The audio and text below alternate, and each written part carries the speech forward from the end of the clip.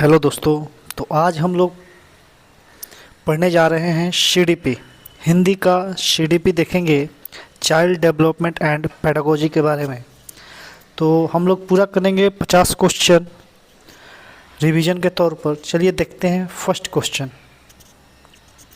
राष्ट्रीय पाठ्य चर्चा रूपरेखा 2005 प्राथमिक स्तर पर किस भाषा को अनुदेशन माध्यम बनाने की सिफारिश करता है? ऑप्शन 1 है मातृभाषा, ऑप्शन 2 है क्षेत्रीय भाषा, ऑप्शन 3 है 8वीं अनुसूची में सम्मिलित कोई भी भाषा, ऑप्शन 4 है अंग्रेजी। राष्ट्रीय पाठ्य चर्चा रूपरेखा 2005 मातृभाषा को अनुदेशन का माध्यम समझता है। सब कुछ समझ में आया? चलिए चलते हैं दूसरे क्वेश्चन पर। शिक्षार्थी केंद्रित कक्षा कौन सी है? पहला ऑप्शन है जिस कक्षा में अध्यापक निर्णय लेते हैं, आत्मनिर्भर होते हैं। दूसरा है जिसमें अधिगम का समग्र उत्तरदायित्व अध्यापक पर होता है। तीसरा है जिसमें विद्यार्थी की बहुत कम संख्या पर ध्यान दिया जाता है और अधिकांश विद्यार्थियों को अनदेखी की जाती है। चौथा है जिसमें शिक्षार्थियों के पूर्व ज्ञान को और अनुभवों को शामिल किया जाता है। तो ऐसे क्वेश्चन में जिसमें अध्यापक निर्णय ले, वैसा आंसर गलत माना जाता है। तो पहला ऑप्शन था जिस कक्षा में अध्यापक निर्णय लेते हैं। अध्यापक निर्णय लेंगे तो केंद्रित कक्षा नहीं होगी। दूसरा जिसमें अधिगम का समग्र उत्तरदायित्व अध्यापक पर, इसमें भी अध्यापक पर है, ये भी नहीं होगा। तीसरा जिसमें विद्यार्थियों को बहुत कम संख्या पर ध्यान दिया, विद्यार्थी के ऊपर नेगेटिव थॉट नहीं। चौथा है जिसमें शिक्षार्थियों के पूर्व ज्ञान और अनुभवों को शामिल किया जाता है, ये आपका सही है। Option 4 is right answer. चलिए क्वेश्चन नंबर 3 पर चलते हैं। राष्ट्रीय शिक्षा नीति 2020 कहती है, पहला ऑप्शन विद्यालय में अधिगम के लिए बहुभाषिकता और भाषाओं की शक्ति आवश्यक है। ऑप्शन 2 बोलता है आगे की शिक्षा को सहज बनाने के लिए विद्यालय के प्राथमिक चरण में माध्यम के रूप में अंग्रेजी भाषा हो। ऑप्शन 3 सभी भाषा अधिगम मातृभाषा में ही होना चाहिए। ऑप्शन 4 बच्चों को अपनी रुचि के अनुसार अनेक भाषाएं सीखनी चाहिए। ऐसे क्वेश्चन में राष्ट्रीय शिक्षा नीति बहुभाषिकता पर जोर देती है, इसलिए हम लोग का ऑप्शन नंबर 1 सही होगा। विद्यालय में अधिगम के लिए बहुभाषिकता और भाषाओं की शक्ति आवश्यक है। चलिए चलते हैं क्वेश्चन नंबर 4 पर। क्वेश्चन नंबर 4 निवेश परिकल्पना अनुशंसा करती है कि भाषिक निवेश भाषिक दक्षता के वर्तमान स्तर से अधिगम प्रतिफलों को सही तरह से प्राप्त करने के लिए आदर्श है। ऑप्शन 1 है एक चरण पीछे, बहुत आगे, एक चरण आगे, समानांतर। तो एक चरण आगे राइट आंसर होगा। चलिए क्वेश्चन नंबर 5 पर चलते हैं। वाइगोत्स्की के अनुसार बच्चों में भाषा का विकास कब होता है? जब वे एक दूसरे के साथ बातचीत करते हैं, जब वे भौतिक वस्तुओं के साथ बातचीत करते हैं, जब वे स्वयं से बातचीत करते हैं, जब वे चुप रहते हैं। चुप रहते हैं नेगेटिव थॉट है। जब वे स्वयं से बातचीत करते हैं, ये भी उतना पॉजिटिव नहीं है। जब वे भौतिक अवस्थाओं के साथ बातचीत करते हैं, ये भी नहीं है। जब वे एक दूसरे के साथ बातचीत करते हैं, वाइगोत्स्की के अनुसार ये राइट आंसर होगा। चलिए चलते हैं क्वेश्चन नंबर 6 पर। भाषा के अंतःक्रियात्मक मॉडल के बारे में विषम कथन का चयन करें। कौन सा इसमें कथन गलत है? पहला ऑप्शन है पारस्परिक संबंधों के प्रति समझ बनाने के रूप में भाषा। दूसरा है व्यक्तियों के बीच परस्पर सामाजिक लेन देन करने के साधन के रूप में भाषा। तीसरा है प्रामाणिक संदेश देने और प्राप्त करने के साधन के रूप में भाषा। चौथा है व्याकरण और शब्दावली के परस्पर संबंध को स्थापित करने के साधन के रूप में भाषा। अंतः क्रियात्मक मॉडल में व्याकरण पर जोर नहीं दिया जाएगा, इसलिए ऑप्शन हम लोग को हो जाएगा ऑप्शन नंबर 4। आइए चलते हैं क्वेश्चन नंबर 7 पर। भाषा से क्या अभिप्राय है? भाषा विज्ञान की अवस्था है, व्यवस्थाओं की व्यवस्था है, विकासात्मक व्याकरणात्मक व्यवस्था है। चौथा है अक्षर और ध्वनियाँ हैं। तो भाषा का अभिप्राय व्यवस्थाओं की व्यवस्था है, तो ऑप्शन नंबर दूसरा हम लोग का सही होगा। आइए चलते हैं क्वेश्चन नंबर 8 पर। भाषा के साथ संलग्नता से क्या अभिप्राय है? शिक्षक भाषा के नियम सिखाते हैं, नियम सिखाना सही नहीं माना जाता है। अध्यापक भाषा अधिगम के लिए शिक्षार्थियों के साथ काम करते हैं। तीसरा है शिक्षार्थी शब्दों और वाक्यों का अर्थ समझे बगैर उन्हें डिकोड करते हैं, बिना समझे कैसे करेंगे। चौथा है शिक्षार्थी भिन्न भिन्न उद्देश्यों के लिए भाषा का प्रयोग करते हैं और सीखते हैं। ये सही है, ऑप्शन नंबर 4 राइट आंसर है। चलिए क्वेश्चन नंबर 9 पर चलते हैं। राष्ट्रीय शिक्षा नीति 2020 के अनुसार विद्यालयी शिक्षा का क्या ढांचा है? 5 जोड़ 3 जोड़ 3 जोड़ 4, 2 जोड़ 3 जोड़ 3 जोड़ 2 जोड़ 2, 2 जोड़ 2 जोड़ 3 जोड़ 3 जोड़ 4, 5 जोड़ 3 जोड़ 3 जोड़ 2 जोड़ 2। राइट आंसर है 5 जोड़ 3 जोड़ 3 जोड़ 4। चलिए क्वेश्चन नंबर 10 पर चलते हैं।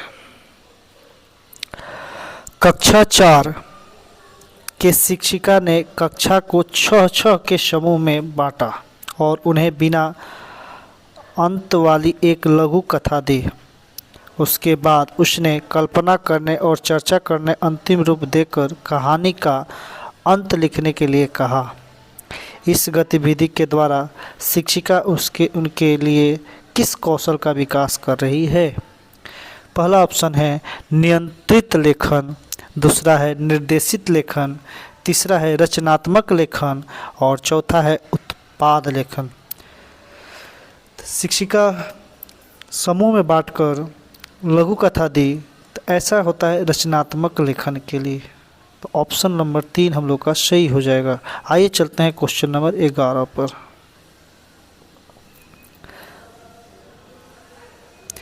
निम्नलिखित में से किस पर कविता की कक्षा में चर्चा करने की आवश्यकता नहीं है? पहला ऑप्शन है कविता के विचारों का और थीम पर, ये तो सही है। तुकबंदी पर, ये भी सही है। काव्य साधनों पर, ये भी सही है। व्याकरण पर, तो व्याकरण पर ये हम लोग का गलत है, तो ये ऑप्शन नंबर सही हो जाएगा 4। आइए चलते हैं क्वेश्चन नंबर 12। झारखंड के एक गांव में रहने वाली एक शिक्षार्थी अपनी मातृभाषा और हिंदी जानती है, जो उसके घर और पास पड़ोस में बोली जाती है। वह विद्यालय में अंग्रेजी सीखती है। कौन सी भाषाएं भाषा अर्जन के और कौन सी भाषाएं भाषा अधिगम के अंतर्गत आती हैं? पहला है मातृभाषा और हिंदी भाषा अर्जन के अंतर्गत आती हैं। दूसरा अंग्रेजी भाषा अधिगम के अंतर्गत आती है। तीसरा है हिंदी भाषा अधिगम के अंतर्गत आती है। चौथा है तीनों भाषाएं अर्जन के अंतर्गत आती हैं। तो मातृभाषा और हिंदी तो अर्जन के अनुसार अंतर्गत सही है। दूसरा बोल रहे अंग्रेजी भाषा अधिगम के अंतर्गत आती है, तो ये भी सही है। तीसरा बोलता है हिंदी भाषा अधिगम के अंतर्गत आती है, ये गलत है। अधिगम नहीं होगा, ये भी क्या हो जाएगा आपका अर्जन होता है हिंदी। तो ऑप्शन नंबर 1 और 2 हम लोग का सही है। तो ऑप्शन नंबर 1 और 2 पहला में है, तो फर्स्ट क्वेश्चन ये सही हो जाए ऑप्शन। चलिए क्वेश्चन नंबर 13 पर चलते हैं। निम्नलिखित में से कौन सी गतिविधि कहानी पढ़ने के बाद विद्यार्थियों में निष्कर्ष निकालने का कौशल विकसित करने की सर्वाधिक उपयुक्त गतिविधि है? पहला ऑप्शन है, इस कहानी में आप स्वयं को कहाँ रखना चाहेंगे? ऑप्शन नंबर 2 है, इस कहानी में एक पात्र ने जिस तरह से प्रतिक्रिया दी, क्या उसी तरह से प्रतिक्रिया देने वाला व्यक्ति को आप जानते हैं?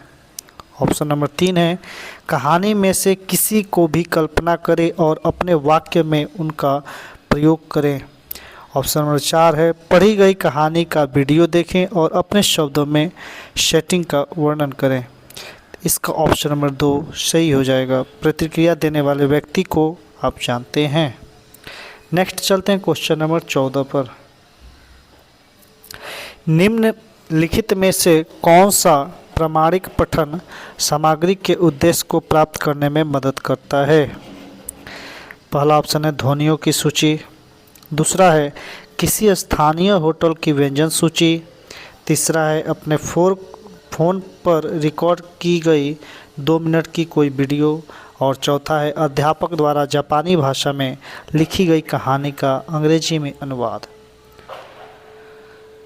तो प्रामाणिक पठन सामग्री के उद्देश्य को प्राप्त करने में मदद करता है किसी स्थानीय होटल की व्यंजन की सूची। नेक्स्ट चलते हैं क्वेश्चन नंबर 15। विकास में महत्वपूर्ण अवधि की पहचान की जा सकती है? ऑप्शन नंबर 1 है, अधिगम तथा अनुभवों के विकास के लिए विशिष्ट आयु महत्वपूर्ण है। ऑप्शन 2 है, विकास की एक विशिष्ट अवधि के दौरान हुए अनुभवों का अधिगम पर बहुत बड़ा प्रभाव होता है।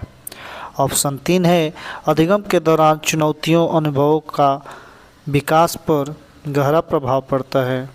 और ऑप्शन 4 है, अधिगम तथा विकास के लिए अनुभवों की अपेक्षा विशिष्ट अवधि महत्वपूर्ण है।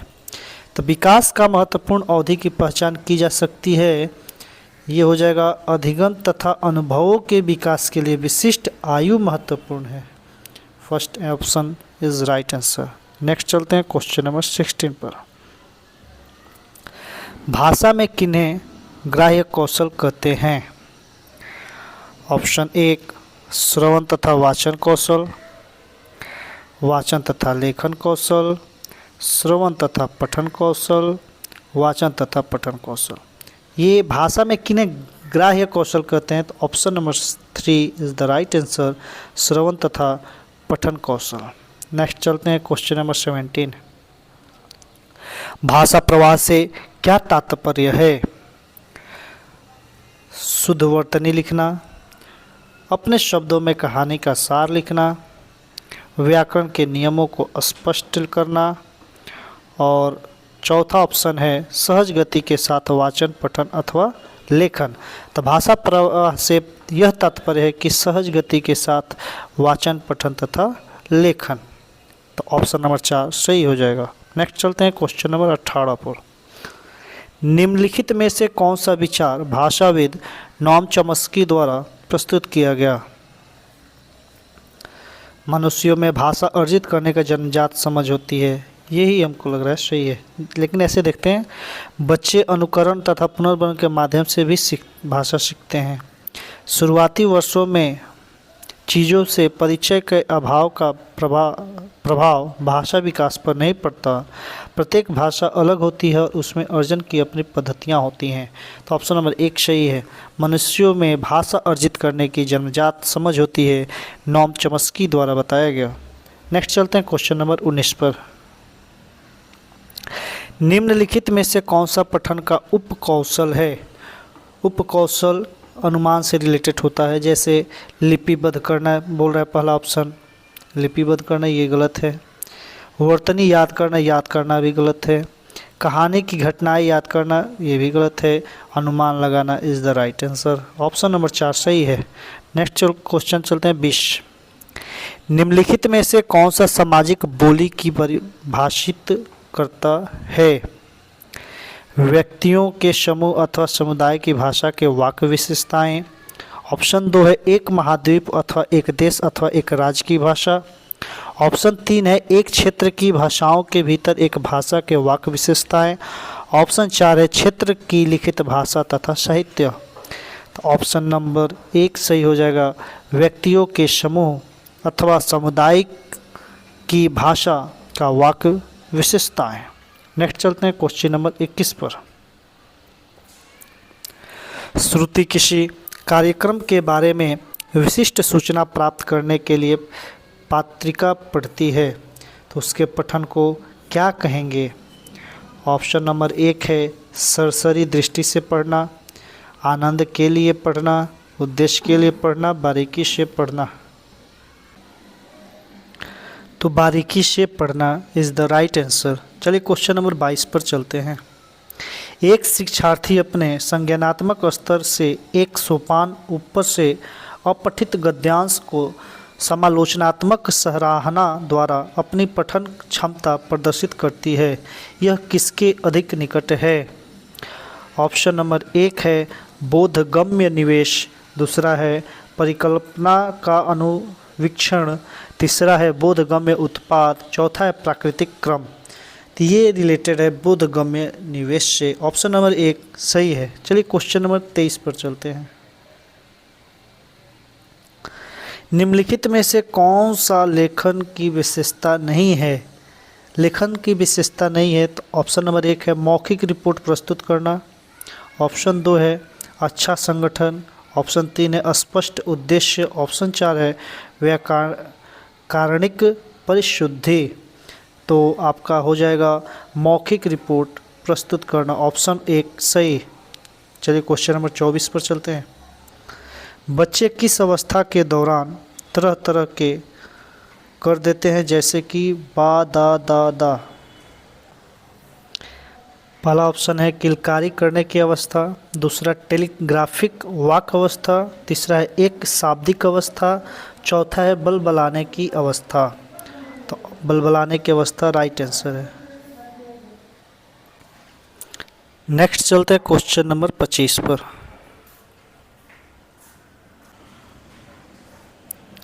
एक भाषा शिक्षिका अपनी कक्षा शुरुआत सामान्यतः कुछ निश्चित परिस्थितियाँ देकर, कुछ प्रश्न प्रस्तुत कर, अपने अनुभव साझा कर आदि द्वारा करती है। इसे कहा जाता है पठन पूर्व के कार्य, निरंतर चलने वाले कार्य, पठन के दौरान के कार्य, पठन पश्चात के कार्य। तो शुरुआत करती तो पश्चात नहीं होगा, दौरान भी नहीं है, निरंतर चलने वाले भी कार्य नहीं है, पठन पूर्व के कार्य राइट आंसर है। क्वेश्चन ऑप्शन नंबर 1 सही आंसर है। नेक्स्ट चलते हैं क्वेश्चन नंबर 26 पर। प्रथम भाषा अर्जन के लिए कौन सही है? पहला ऑप्शन है यह प्राकृतिक रूप से अर्जित की जाती है, दूसरा है इसके लिए प्रशिक्षण की आवश्यकता है, तीसरा है इसके लिए औपचारिक निर्देश की आवश्यकता है, चौथा है यह बच्चे के सचेत प्रयासों के पश्चात अर्जित होती है। तो प्रथम भाषा अर्जन प्राकृतिक रूप से अर्जित की जाती है, ऑप्शन नंबर 1 सही है। नेक्स्ट चलते हैं क्वेश्चन नंबर 27 पर। पियाजे के अनुसार बच्चे के समग्र बौद्धिक विकास के लिए पहला ऑप्शन भाषा की कोई भूमिका नहीं है, भाषा सबसे महत्वपूर्ण पहलू है, भाषा मात्र एक पहलू है, भाषा विकास का अंग नहीं है। भाषा विकास का अंग होता है तो ये भी गलत है। भाषा मात्र एक पहलू है, एकमात्र गलत। भाषा की कोई भूमिका नहीं है, ये भी गलत बोलता है। भाषा सबसे महत्वपूर्ण पहलू है, that is the right answer. Option number 2 correct answer. Next चलते हैं क्वेश्चन नंबर 28 पर।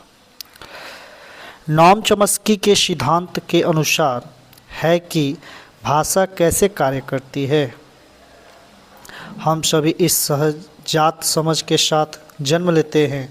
ऑप्शन 1 है संकेत भाषा, ऑप्शन 2 है बुनियादी शिक्षा, ऑप्शन 3 है सार्वभौमिक व्याकरण, ऑप्शन 4 है व्यवहारिक विज्ञान। Option number 3 is the right answer, सार्वभौमिक व्याकरण। आते हैं क्वेश्चन नंबर 29 पर। निम्नलिखित में से कौन सा क्वेश्चन में से कौन सा क्वेश्चन के नेचुरल ऑर्डर हाइपोथेसिस का वर्णन करता है? ऑप्शन नंबर 1 है भाषाओं के अंश अनुमान लगाने योग्य क्रम में अर्जित किए जाते हैं। ऑप्शन 2 है अध्यापकों को प्राकृतिक ध्वनि संगत मौखिक भाषा का उपयोग करना चाहिए। ऑप्शन 3 है पठन सामग्री प्रमाणित होनी चाहिए। ऑप्शन 4 है शिक्षक के दौरान प्रत्येक शिक्षार्थी की अधिगम शैली को ध्यान में रखना चाहिए। ऑप्शन नंबर 1 राइट आंसर है भाषाओं के अंश अनुमान लगाने योग्य क्रम में अर्जित किए जाते हैं। क्वेश्चन नंबर 30 पर आते हैं। कौन से उपागम के अंतर्गत सावधानीपूर्वक चयनित और स्तरवार सामग्रियों का इस्तेमाल किया जाता है? ऑप्शन 1 है कौशल आधारित उपागम, दूसरा है संरचनात्मक उपागम, तीसरा है रचनात्मक उपागम, चौथा है संप्रेषणात्मक उपागम। तो ये ऑप्शन नंबर 2 संरचनात्मक उपागम सही है। आइए आते हैं क्वेश्चन नंबर 31 पर।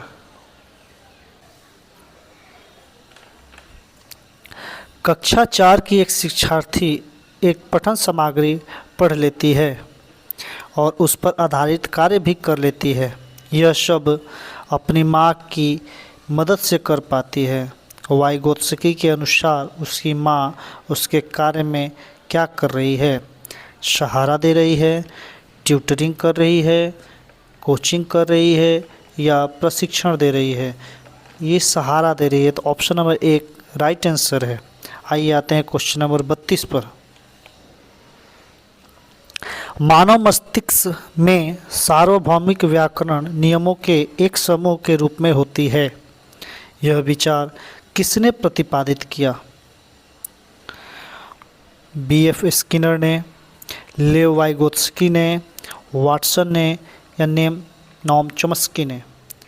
तो सार्वभौमिक व्याकरण नॉम चॉम्स्की से रिलेटेड है। तो ऑप्शन नंबर 4 सही होगा। आइए आते हैं क्वेश्चन नंबर 33 पर। मानव मस्तिष्क में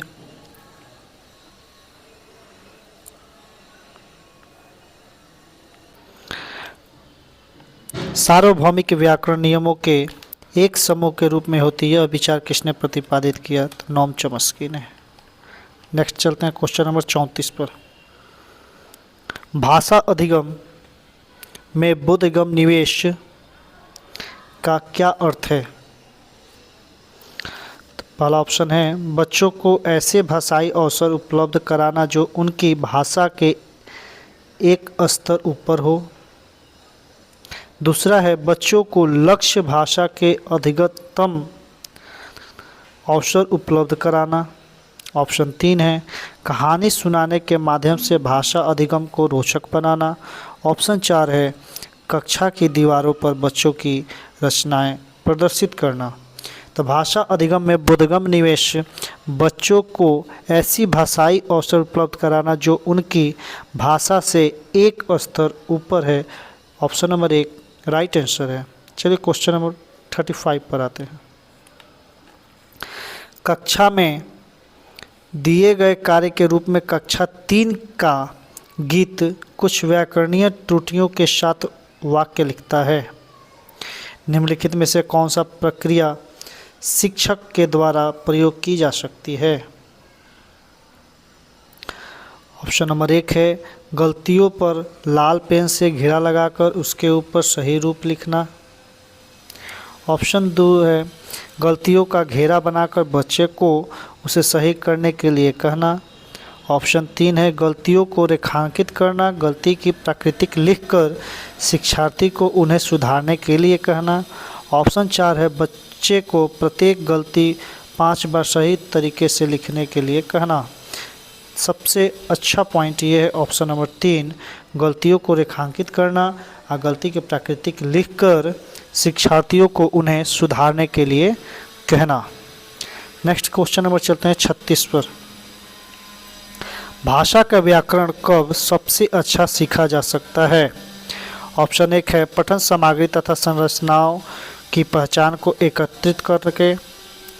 ऑप्शन 2 है व्याकरणिक संकल्पनाओं को अलग से अभ्यास करके। ऑप्शन 3 है व्याकरणिक संरचनाओं को कंठों एकत्रित करके। नेक्स्ट चलते हैं 37 नंबर क्वेश्चन पर। लेखन की योग्यता में कमी जो विकृत हस्तलेखन से संबंधित है, जो क्या कहेंगे? लेखन वैकल्प्य, गणन वैकल्प्य, क्रिया वैकल्प्य या वाचन वैकल्प्य।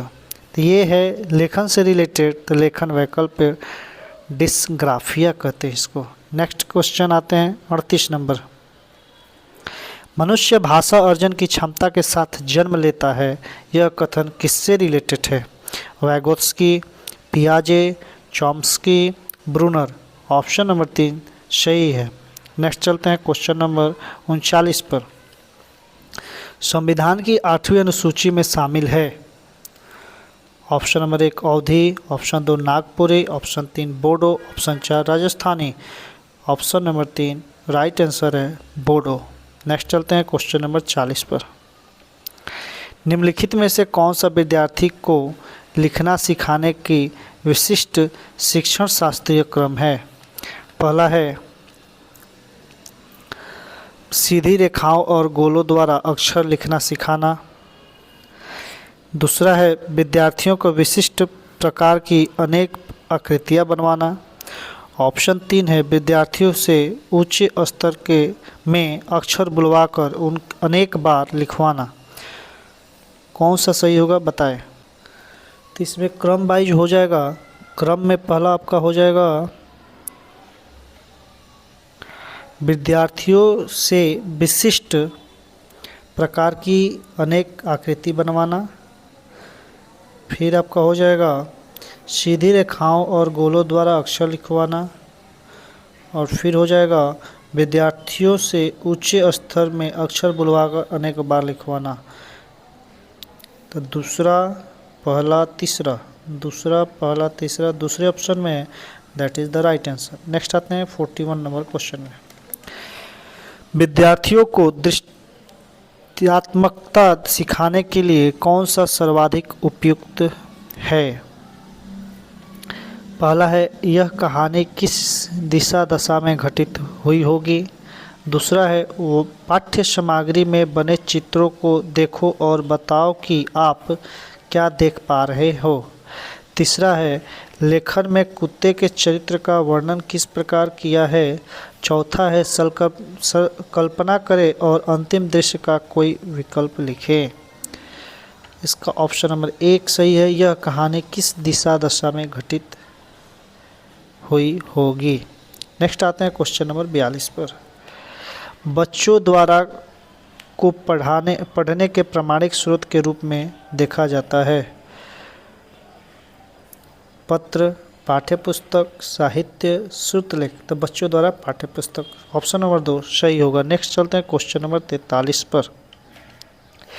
एक विद्यार्थी ने 9 वर्ष के उत्सव आयोजन पर एक अनुच्छेद लिखा।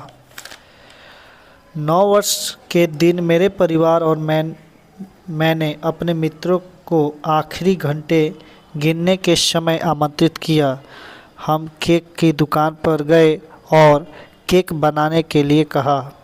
हम सजावट, खाने पीने की वस्तुएं भी लेकर आए और माता पिता ने गुब्बारे फुलाए और मैंने घर सजाने में मदद की।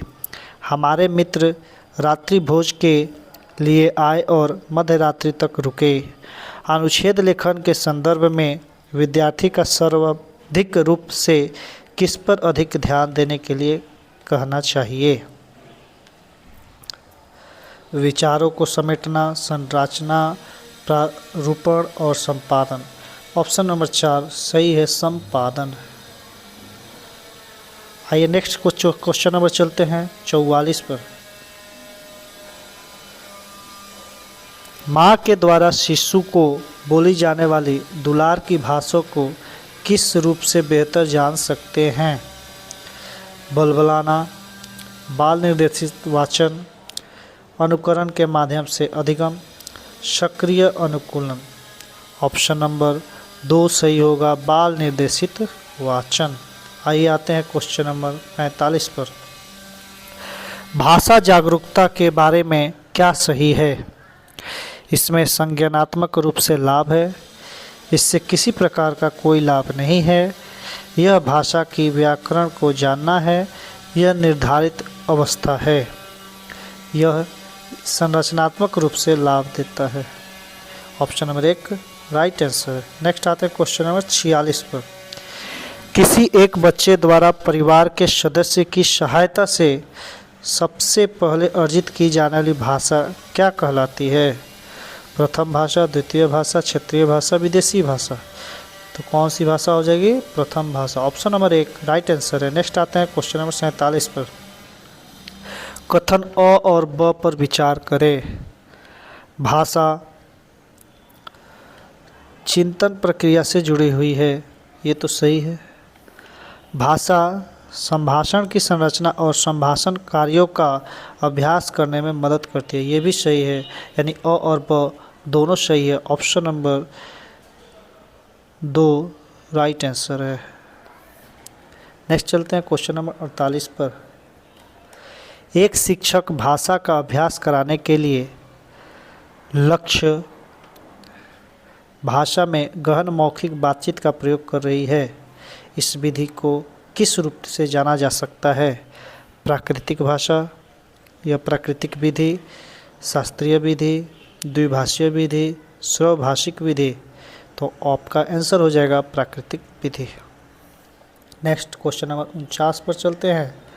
जीव व कुछ विशेष पठन को क्या कहते हैं? जानने के लिए कोई एक पाठ्य सामग्री पढ़ती है इस प्रकार के।